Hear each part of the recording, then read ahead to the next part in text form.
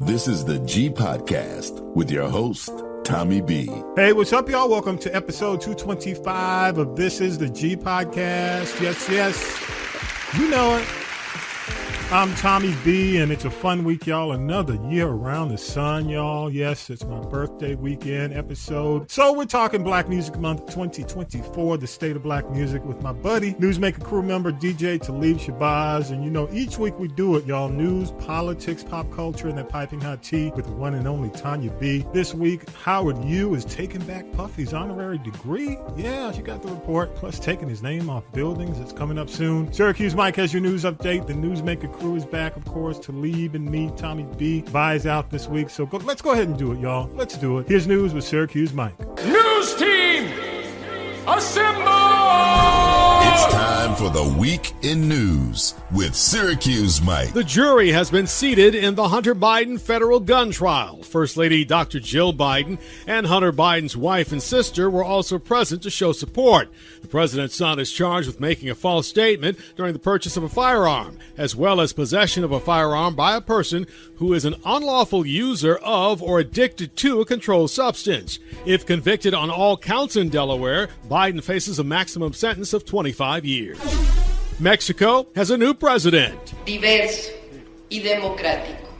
Let's achieve a Mexico that is pluralistic, diverse, and democratic. Those comments from the new president through an interpreter. Claudia Sheinbaum becomes the country's first female leader. She is the former mayor of Mexico City. President Biden has extended his congratulations. President Biden signed an executive order Tuesday that will temporarily shut down the U.S.-Mexico border to asylum seekers when a daily limit of crossings is exceeded. The order will take effect immediately. Today I'm announcing actions to bar migrants who cross our southern border unlawfully from receiving asylum. The president Tuesday, under the executive order, the administration would shut down asylum requests at the border once the number of daily encounters reaches 2,500 among the legal ports of entry. The border would reopen when that number drops to 1,500. The ACLU says they will sue the administration, stating it was illegal when Trump did it. The state's Court of Appeals has put a pause in place for the 2020 Georgia election interference case involving former President Trump and others. The Wednesday afternoon decision puts everything on hold until the court resolves the appeal involving Fulton County Superior Court Judge Scott McAfee's ruling that DA Fonnie Willis could stay on the case. It could be March of next year before the appeal's ruling, meaning the election interference case will be on pause until after the November election. Trump and 8 other defendants initially tried to get Willis removed from the case because of the romantic relationship she had with Special Prosecutor Nathan Wade. He is now off the case. And then there's this. Following the ruling by the Court of Appeals concerning Willis, the losing side will be able to appeal that decision to the Georgia Supreme Court. President Biden in Normandy, France, Thursday for a ceremony to honor the American soldiers and allies who fought on D-Day. It was the day troops stormed the shores to liberate Europe from Nazi Germany. The president compared the event from 80 years ago to the challenges of today. Let us be the generation that when history is written about our time, in 10, 20, 30, 50, 80 years from now, it'll be said, when the moment came, we met the moment. We stood strong. Our alliances were made stronger. We saved democracy in our time as well. Mr. Biden and Emmanuel Macron, the president of France, marked the anniversary of D-Day by showing their support for Ukraine and President Volodymyr Zelensky, who was also in attendance in Normandy. This year marks perhaps the last major milestone anniversary for many of the invasion's few surviving heroes. The youngest now in their 90s. Hey, what's up, y'all? Thanks, Mike, for the headlines, man. It's Talib and Tommy B this week. Vi's doing what Vi does, y'all, as always, out there being the mayor, shaking hands, kissing babies, doing his thing. He's hanging out for sight this weekend, man. So hey. Shout out to Vi. Before we get into it, this is Black Music Month 2024. You know, Talib always gives me a good update because he's still out there doing his thing, still, you know, in the clubs, connected on the music side. I'm just a what do you call it, a casual curator, you know, and I've always, you know, in the past really wanted to be a journalist and a music journalist. So, you know, I read a lot, keep up with what's going on, check out the streams and see who's hot and who's not. So, you know, we'll have a conversation in Black Music Month 2024 about what's going on. Where are we? What's the state of the music? First, y'all, I got to say thanks to all those who hit me up on social media for the trip around the sun, the birthday wishes, man. Appreciate y'all. Shout outs to everybody who hit me up. And two, in lieu of gifts, don't worry about giving up the gifts, y'all. Just go to YouTube channel. The YouTube channel, This Is the G Podcast. It's free, absolutely free, no cost, don't cost you nothing. But the podcast, which has always been audio, is now up on video. And I don't want to lose all the audio side, Talib, because, people have been following me for years and doing the audio side, but the video's there. So it's tricky. You know how it is? It's tricky because you don't want people to just abandon the audio side, because a lot of people work out, they listen in the car. But in the meantime, you also got to grow the YouTube. And right. It's a balance, delicate. Yes. Yeah, and you have to remember that you're always being filmed, so no picking your nose. That's what I'm saying, and I don't always get that. You know what I'm saying? So all you have to do is basically look for Is the G Podcast. That's the full podcast name. This Is the G Podcast. Go to YouTube, even if you don't watch it every week, and you just listen to it. Just subscribe. We just need to get the numbers up so we can hang out on YouTube and be a part of it. Because I've kind of not done a lot of promotion for the YouTube. So, but it's been okay. It's been okay. It's been a decent thing. If you don't see the YouTube channel when you search, just go to castropolis.net, our website. Just go there, and the YouTube is actually there. It's embedded, so you can just click it. You can just click it when you see it when you go on the page and subscribe from there. Okay. It's a good looking website too.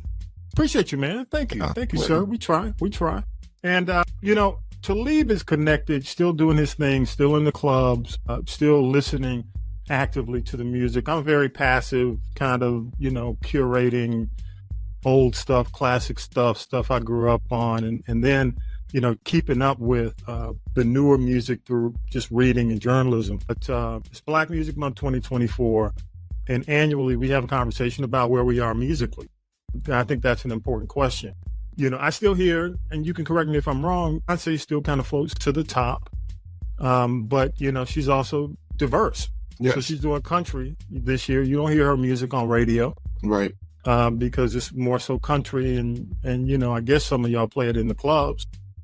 You play any of the Beyonce album currently? I actually play we have a remix done by Def Jeff for the Texas Hold'em that's using the Atomic Dog sample that I run pretty regularly. Cool. I know that keeps him out there. Oh yeah. It's Atomic Dog, Oh yeah. Somebody's gonna when ain't nobody on the floor play Atomic Dog. There you go. Right. And on the rap side, on the hip hop side, it seems like from what I see, the female rappers continue to kind of float to the top. Yeah. But Talib, where are we, man? I mean, that's the big question. I saw an article in Newsweek, and I want to mention this, came out June 1st. And they were talking about that hip hop's popularity is down from where it was. I think the peak was 2018 when it had a market share of about 28.6. And now it's down to about 26%. There's some slippage. Still at the top, but, they look at that still, when you talk about billions, 2% is significant. So where are we, man? Where are we with music? Well, I'll tell you, Tommy, I saw a reel or a short on one of these social media channels the other day where a female MC, I believe it was Nicki Minaj, that was the one who was talking.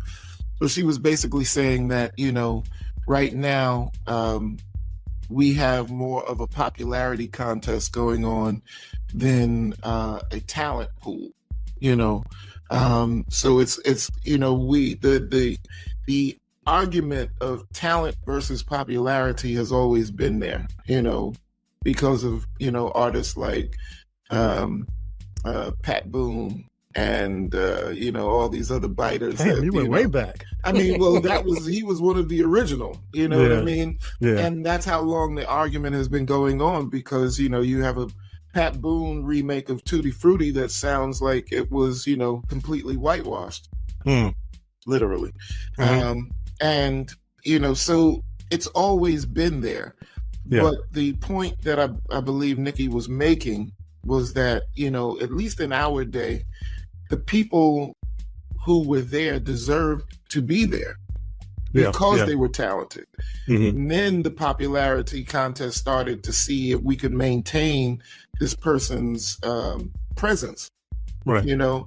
But right now, you know, the talent is not there like it was, you know, 10, 15, 20 years ago. You know, and I'm not just trying to make this a sexy red argument, you know, especially when it comes to the hip hop, because really at the end of the day, she's just a girl who's having fun.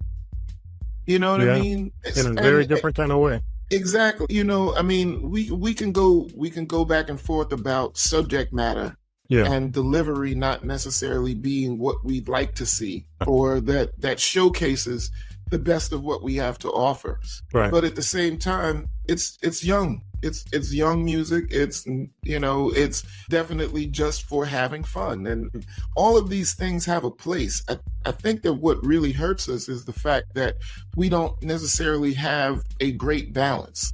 Yeah, you know, absolutely.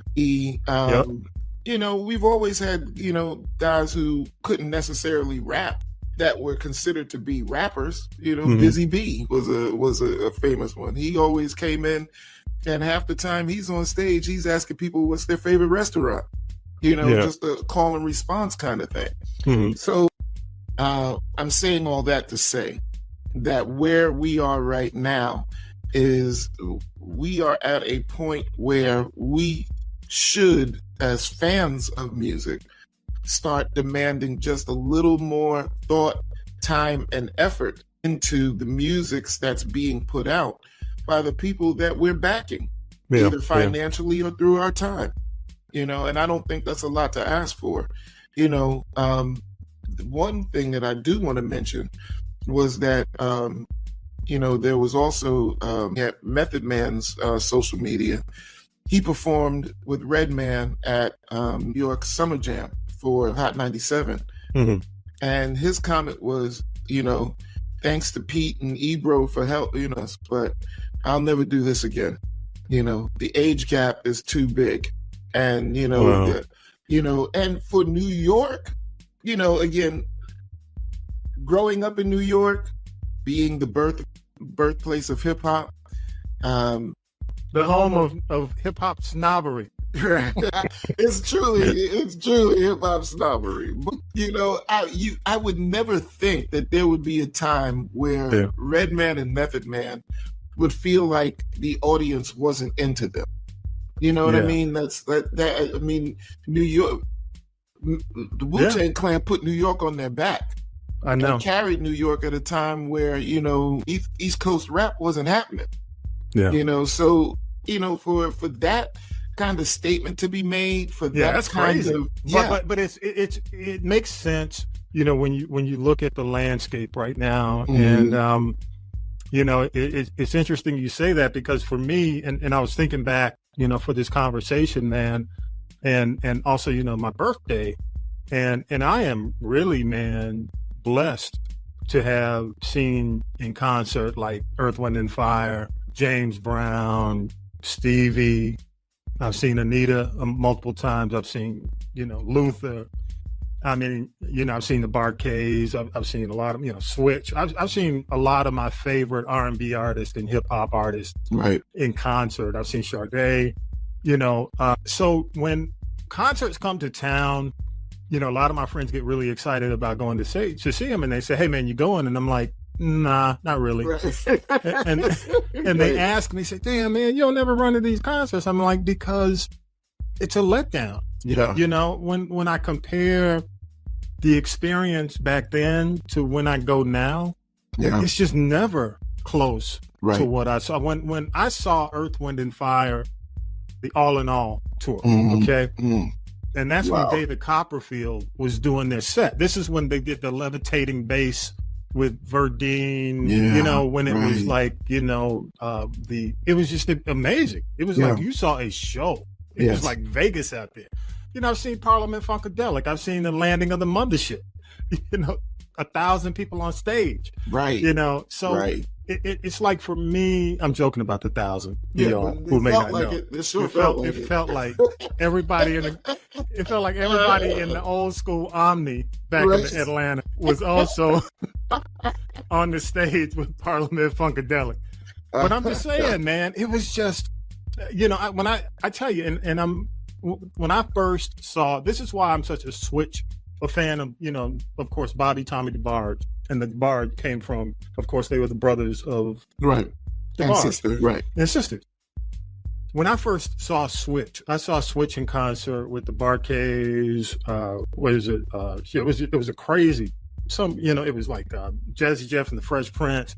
It was like, like a mishmash. I was just, we'd heard the songs on the radio, but when we saw them in concert, it was like, damn, how can these guys were better than what we heard on the radio? Yes. So it even to this day, I respect them more when I because of what I saw. Right.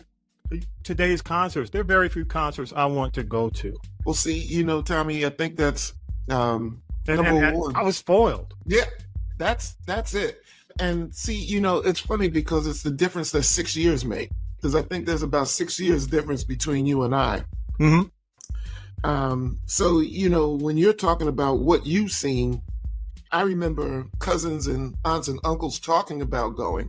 Yeah. I was living in Houston when the mothership came, for that show. But I was, of course, too young to go. So, it was... Hey, you know what? When I saw James Brown, I was too young. Yeah. And all I saw was like kneecaps and smoke.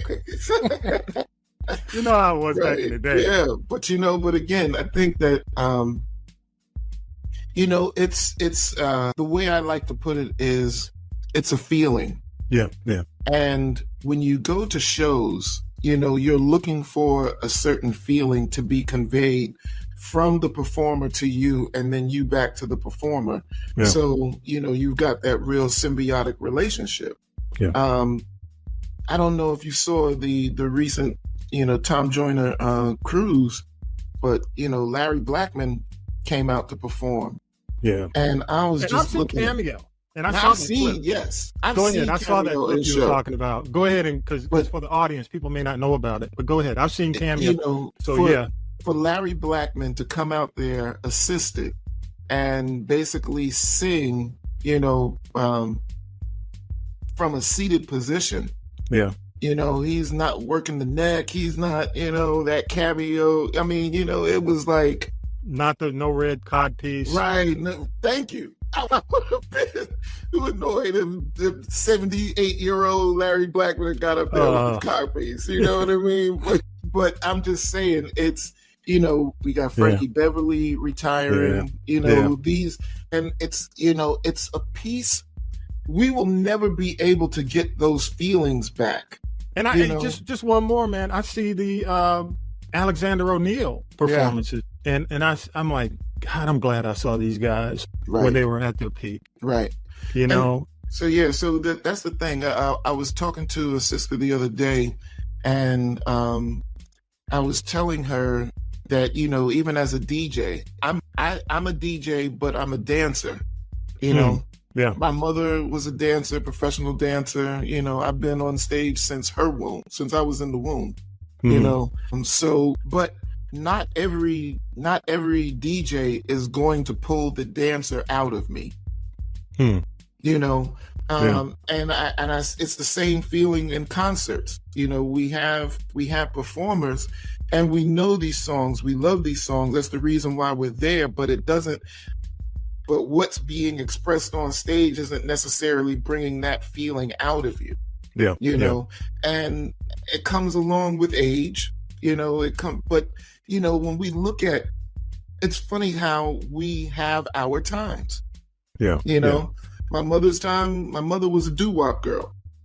So when she watches, all of the, excuse me, when she'll watch all those, concerts on PBS with the Drifters coming out and the Coasters, and, these guys are 3 generations from the original members, but they're still performing the steps. The songs still sound the same, and their voices are good. So we can deal with it. Yeah. We look at, the big thing when I was in Vegas was tribute bands, so, I mean, there was a tribute band for everybody. The Beatles, even Kid Rock had a tribute band, complete with a midget. So, excuse me, a little person. So, like, that, and we are all trying to get these feelings back, but sometimes it's just not expressed. I mean, sometimes it just doesn't make the translation. And, there's really nothing we can do about it. The only group I've seen that's been able to pull that off has been Bruno Mars. From the Super Bowl halftime performance to the video stuff, what is it? 24 Karat album. What's the big song, man? Uptown Funk. Yeah. Which everybody was, you talking about from kids to 70-year-olds. Yeah. Were into that song. Yes. And then they came back with the Silk Sonic. Right. Which vibe, is crazy. Which just, again, Bruno's been able to do it. I don't know who else. I mean, but Bruno came from that he grew up doing that. He did Elvis. Exactly. He knew how to, basically command attention from being another artist when he was doing the Michael Jackson impersonation. He knows how to do that. Right. I don't know if anybody else does that because it's just not musical anymore. For me. And when I say that, I was having another conversation about generations. I mean, we're talking about the grandparents now, right, of kids grew up on hip hop. So you got, for the most part, when we were growing up, we were that original first gen. We were the first wave. Yeah. Yeah. And then now you've got, where we are, the grandparents. We're, either grandparents of the kids. We were in the car. That's crazy to even think about. So we might have been in the car with a mix of. I may have been in the car. I was in the car with with my kids with the mix of R&B and some hip hop. Right. But I'm an anomaly because I listen to everything. But for the most part, when you look at my cousins, my young cousins may have been part of that New Edition generation. That was their generation. Their kids are pure hip hop, and their kids have kids. So, it just kind of pushes further away from, R&B. Yeah. Because, I'm not going to go down the R&B is dead route because you still see a lot of names. Even Chris Brown is still out there, doing his thing. Recently this week, I think a lot of people said Chris Brown is over, but he's still doing sellout shows. People still love Chris Brown. He does a hell of a concert. Yeah.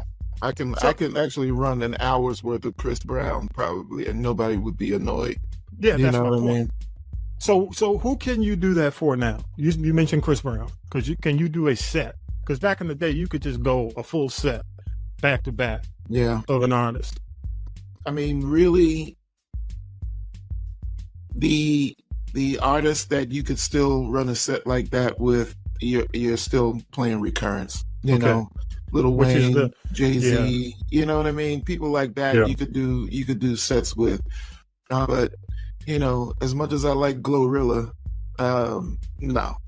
I mean, the catalog is either you don't have the catalog or you don't have the music in the catalog. You know what I mean? Yeah. To really do something like that. And the thing, with what's going on today, today's music doesn't have the same grooves. So as a DJ, if you're trying to really establish a dance groove, a vibe, you're definitely going recurrent. So let me mention this to you, and you said groove, and just for the audience sake, when we DJ, you would do maybe if you did a set. You might start your set, and we do tempo and what we call beats per minute. Right. We may start at beats per minute on the lower end and then progressively take it up. Right. In a lot of cases, a lot of these artists, they're in the same groove. Every song might only be 101, which is slow, or even slower. And you wind up just staying like a monotone. Exactly. Whereas some artists, if you were back in the day, you doing a set and you do a Michael Jackson or you do a Prince, you may start, Doves Cry and get all the way up to shit, Let's Go Crazy, if you're in a different kind of club, or a Michael Jackson, You know, you may start from Human Nature and get all the way up to, you know, Wanna Be Starting Something or PYT. You don't get that groove with the current artist because everything is in the same, basically same tempo. Yeah. You know, and then DJs don't necessarily blend in the same manner as well. So the presentation, you know, hip hop has always been kind of about the quick mix, you know, because of breakbeats. You've got, you know, 4 measures or 8 measures of music to try and capture. And then you move on to the next song that has 4 or 8 measures, right? You know, you're not blending. No, this is straight slam mix. Yeah. Excuse me. Yeah. No, so with DJs these days, they don't necessarily blend in the same manner. They use the microphone and slams as transitions, as opposed to just a smooth transition from song to song during a break. You know, people, after years of, you know, listening to music like this, you know, I find it difficult sometimes to pull people up on the floor because I'm not yelling at them every 5 minutes, telling them to have a good time. Or is that a regional thing, or you think just overall? Nah, it's a wave. It's been the wave for the last few years, and now it's just at a point where even the older people, you know, you've got to, you have to, you know, when we were coming up, you know, I never talked on the mic. There was no need. My record spoke for me. Anything I wanted to say was, no, that's not. You have to talk to people. You know, and I don't mind. It's not. I'm not saying that as it's a bad thing. What I'm saying is it's a difference. So the way that we play, if you're going to still be out here doing stuff, you have to give people a little bit more of what they're looking for, as well as what you want to present them. You know, there are DJs who can literally get away with running the same mix every week. You know, and people don't necessarily mind. You know, people might actually even start singing along. What's the age range? What's the age range you're seeing right now that you're playing for? Well, the place that I play, my residency is at a restaurant called Sage, and it's a little higher end. It's by Perimeter Mall. So the people that I'm seeing are definitely between like 35 and 50. So are they asking for the what do you call it? The line dance shit too. No, the line dance. Yeah, line dance always works. You know what I mean? Yeah. But you know, the what I'm noticing is, even though the place that I play has a designated dance floor, most people are now in lounge mode. And lounge mode means you're sitting at your table, you just get up, or your section, and you just get up where you are and have fun right there. And again, there's nothing wrong with that. I think that both can work. But you know, I know me. I am not a slam DJ. You know, I'm gonna hold songs. I want to hear the groove. I want to hear the blend. I want these two songs to come in together. And you're like, hey, is that? You know, like when the song starts and you're listening, and you're like, I think that's so and so, or you start singing it, and you're like, oh yeah, that sounds good right there. Yeah. Those are the feels that I want. You know, and that's kind of the way I can't really get away from that kind of programming.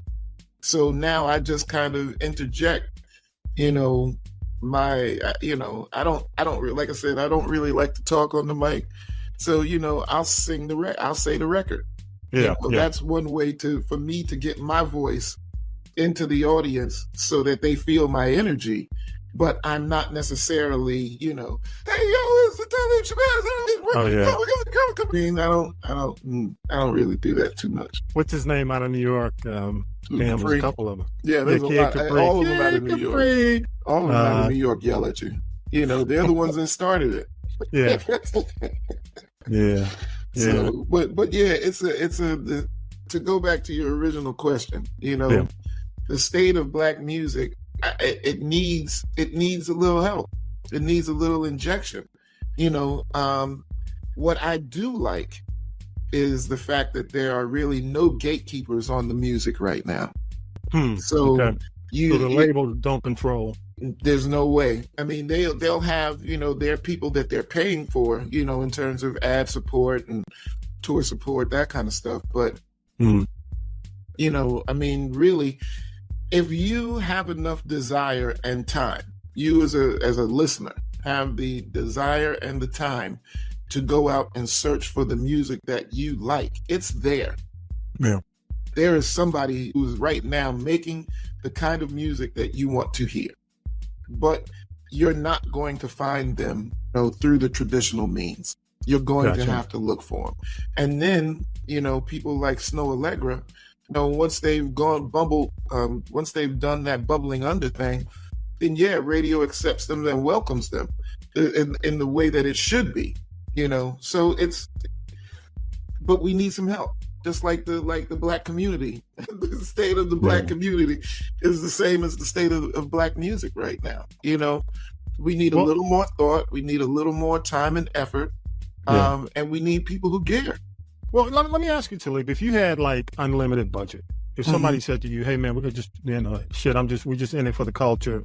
We got a ton of money. All we want to do is chart a course, and we're just gonna give you the budget. Do your thing." And this is probably something you'd have to think out long term, but just in the for the sake of the podcast, right? The quickie podcast, right? Moment. What would you do if somebody said, "Here's a ton of money, create a path"? Right. What would you do? If you could go out and kind of build a roster. Yeah, I would definitely start to get to some more of these talent shows, open mic stuff, because that's still going to be the best place for people to get experience. And you need to see what people's presence is like. Not just the YouTube. Right, exactly. Or the whatever this the video. Right. Yeah, TikTok. Yeah. And then I'd probably try and find venues who were going to be friendly to what I was trying to do in order to create a Chitlin Circuit type tour. Where we could keep costs low. We could, and encourage people to come out by having, local opening acts and stuff like that. It's still about putting artists in front of people. And a lot of this would, I'd go back to just some basic street promotion type stuff, because the word of mouth is still the best means to talk about anything. And the more people you have talking about it, the more people are going to gravitate towards it. So, it'd be a whole lot of, I'd be out the back of the trunk again, with the posters and the flyers, but this time the flyers would have QR codes on them. You know what I mean? Yeah, absolutely. But it's still the same process. Look, people have a product, they want to get it out there. How do you market the product? But where we spend the monies would be a little bit different. Got you. So from my standpoint, man, and I look at it from a radio standpoint, and for the most part, I still see, because I pay attention to which radio stations are on top, right? And it's still interesting to me that the demand right now is for the older stations, because and that's not from me just saying it because I'm in that demographic. Right. I look at the ratings. Yeah.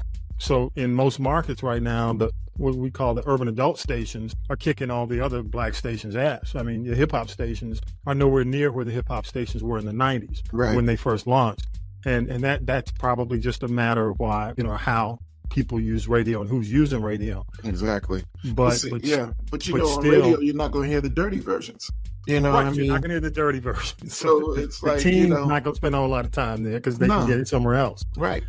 Yeah, the younger end, or even, for the most part, because, it's been so long. Right. The people who grew up on the dirty versions, yeah, they want to hear the original. Mm-hmm. Yeah, exactly. So where are we going, man? I mean, I hear your plan, and it makes sense. I mean, it's taking a little old school, Motown, A&R. Yeah, exactly. Approach. You don't want somebody to do a record, it's just like for me. Okay, here's an example. Mm-hmm. And I was reading Ice Spice is finally coming out with an album. I'm like, damn, she's been out like 2 years, right? And she's not done an album. And a lot of these artists come out with a single and they just milk it. The singles, it's not an album generation. No, it's built on singles. A lot of these artists don't tour on singles. On albums. So when I heard Ice Spice was just coming out with a new album, I said, her first album. Yeah. This is her first album. Right. And I thought, I'm like, damn, she's been out a couple of years, right? I mean, well, again, man, this is hip hop gave us the mixtape. And then the industry changed the mixtape from actually being songs that are mixed in a mixed format to basically an album that's not an album. Okay. So it's not too more EP. Right, exactly. Ice Spice has had product now. She's had more, she's had a couple of mixtapes, but people don't count the mixtape, even though the mixtape is formatted like an album. Yeah. Yeah. So what do we do? Again, that's how something that sounds so ridiculous can happen right now. Because somebody had said, Cardi hadn't done an album in 6 years? Yeah, is that the case? Yeah, but she's been on, she's done many mixes, and she's, Cardi is still one of the top choice for features. Yeah. So, yeah, she can still keep her voice out there without necessarily needing an album, which doesn't really make a whole lot of sense to me at this point, So grade the state of black music. What's my scale? A to F. It's a strong C. It's a C plus, B minus. Because again, it's not that there isn't music out there. Yeah. There are always new artists coming out. And there's always we're always going to need a new hit record. Yeah. Commercials need hit records. Advertising, any kind of advertising needs hit record. We're always looking for a new song. Yeah. But, again, it's just that it's a little more difficult for people to break through for the talented people to break through, because there is so much mediocre that you have to swim through in order to get it. So, I'd say a C plus, B minus. Yeah, I give it, and this is me, not trying to be an ageist and pulling away from my past experience. Right. And I give it around a C, and the reason I give it a C is I just feel it's not musical enough. Yeah.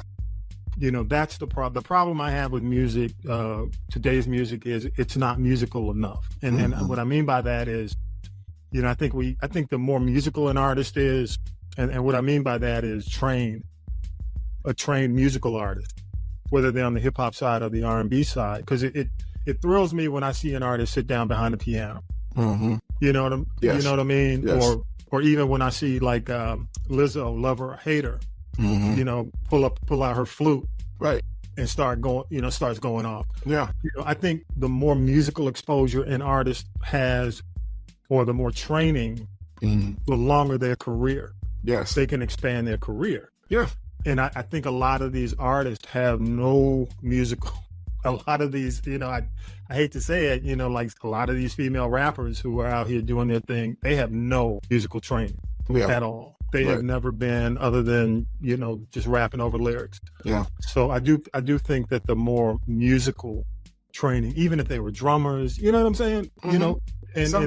And that comes down to maybe getting the music back in school. So I think the key to black music is going to be music, the music side of it. Yeah. Because pop has started to kind of wean itself off hip hop. Mm-hmm. And you're seeing more, like you look at Taylor Swift, who's a more musical artist. Right. You look at a lot of these, I hate them, but they are as big as ridiculously big. These K-pop groups that are coming out, all they are is a ripoff of the boy bands. Right. But they're going out there musically. Yeah. You understand what I'm saying? Or Totally. you see Harry Styles and some of these artists Right. who were coming out. Yeah. What was the big band that he was? I forgot the group that he was a part of. Yeah. But pop has done it. Country continues to do it. Country is the only one still consistently doing it. Music, Yeah. and I've we're even not found musical enough, and that's my Right. concern when it comes down to to black music. It's just the music, your craft, the craft of it. Your craft can't be Pro Tunes, or Right. I mean, what is Auto Tune, Right. and Pro Tools? Yeah. That can't be strictly your craft. You Yeah. know what I'm saying? Definitely. I think the more musical you are, the more you're able to extend your career, and that's what concerns me about black music going forward. Is like how musical are you? So Right. I challenge the artist, man, get some, learn how to play something. Yeah. That's why I was such a big fan of Prince, because he played everything. Stevie, he played everything. Right. A lot of these artists, man, came out of the box, or even her. When I look at her, is incredible. When her ability to play guitar and piano, and even Alicia Keys challenged Yes. with the voice, but Mhm. she's still a musician. You know what I'm saying? So I just think we got to be more musical, man. For sure. And I'll give you the last word, bro. Go ahead. I just would like to see, to me, it doesn't matter where you start either. Yeah. You know what I mean?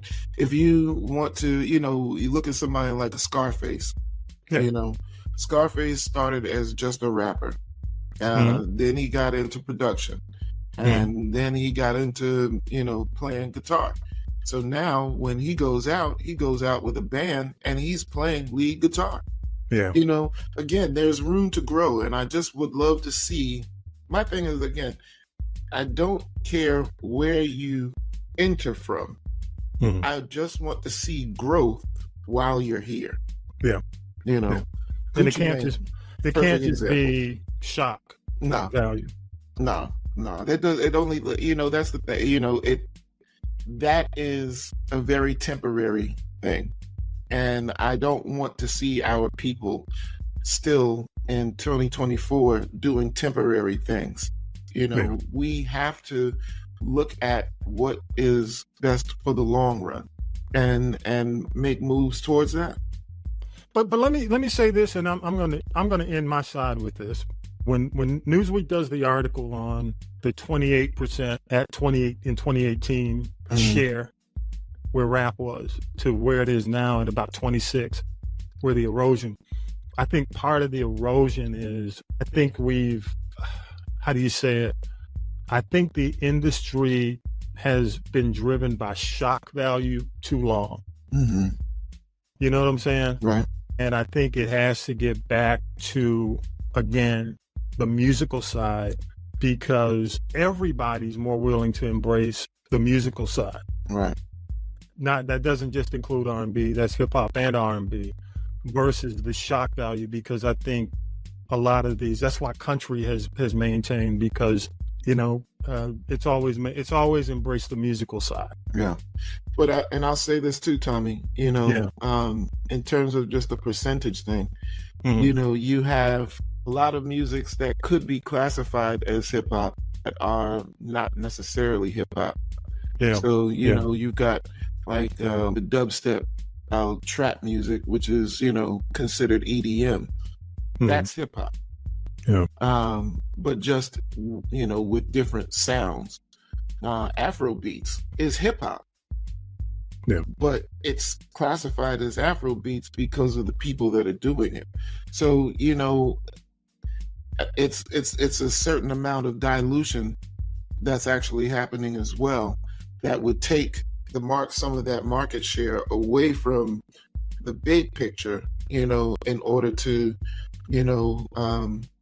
justify the narrative, because and you know what? It's exactly what happened to rock. Yeah. And I just don't want hip hop to go down the same path that rock has gone, because, rock is rock has taken a big hit. Yeah. Probably in terms of, there's some genres that have disappeared in music, like, nobody plays new wave anymore. You know what I'm saying? There's certain aspects or genres or categories of music that don't exist anymore. rock exists, but rock is nowhere close to where it was in the 70s and 80s. And I just don't want to see hip hop go down that same path because of exactly what you're saying. You've got, hip hop is definitely splintered, it's fragmented. Right. Exactly. And the more fragmented it gets, what people consider core hip hop loses that because, that's dubstep, that's EDM. Right. No, that's not, that's Afrobeat. Right. That's not hip hop. So, hip hop's going to take a hit because of the fragmentation. So I don't want to, but rock has done that. Right. You got, exactly. Yeah. When you had the pure 80s, you got the hair bands, then you had, what was it? Grunge. Right. Then emo and you have emo. Other, Oh yeah. You got so many different categories of rock to the point where it was so watered down, you couldn't play one facet of it and keep everybody happy. Right. Yes. So now the biggest thing is the classic stuff because everybody can agree. Yes, exactly. Yeah. Exactly. All right, love your feedback, y'all. Go to castropolis.net again. Go to castropolis.net, positive and negative. Love your feedback, y'all. Also, if you have any comments, you want to leave us some feedback, hit the people poll. You can leave us a voice message, man, and we'll play back the best. Again, appreciate you, Talib Shabazz, for jumping on, man. Valuable insight. Hopefully, man, the industry will continue to thrive. Oh, it will, because again, man, there's always got to be that next song. So we're always going to have new music. It's just a matter of what we got. We got. Right. Yeah. All right, y'all. Thanks again. Thanks, Talib Shabazz. Coming up next time, your B has your tea. Appreciate you, man. Peace. More. This is the G Podcast after the break.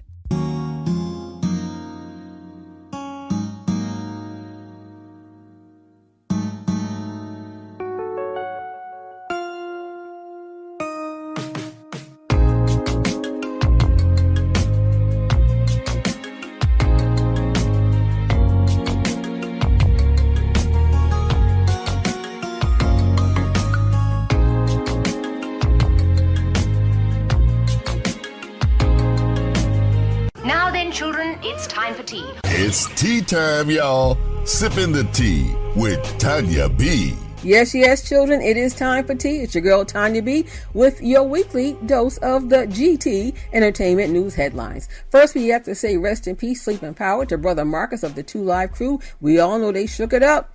Late 80s, early 90s with songs like, oh, me so horny, oh, me so horny. Yeah, remember them? Yes.